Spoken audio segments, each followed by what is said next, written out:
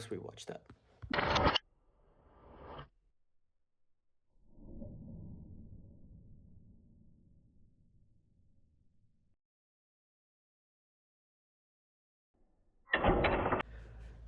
This is basically the setup for this rotational kinematics lab.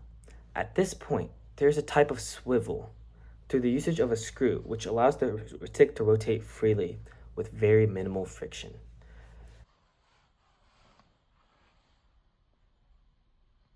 And all the pennies were placed 3 centimeters apart.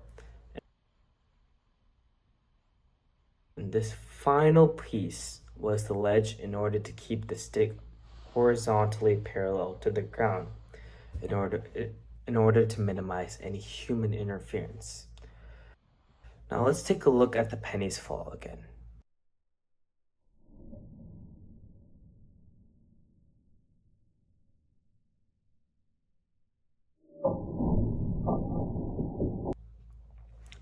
Here, as you can see, only from a point up, the pennies all line up and fall in uniformly.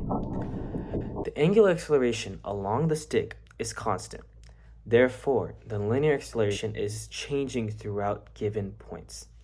So when the linear acceleration of the stick is greater than the linear acceleration of the penny due to gravity, it allows the penny to be in free fall since there's no contact since the stick already fell further down.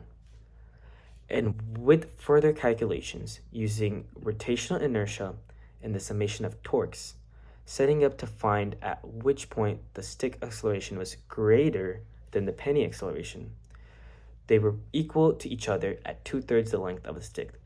So any point before the penny, any point before the 2/3 length, the pennies slide because they're still in contact with the stick. So there's still an external force acting on them. So they're not in free fall since the force of gravity is not the only constant force acting upon them.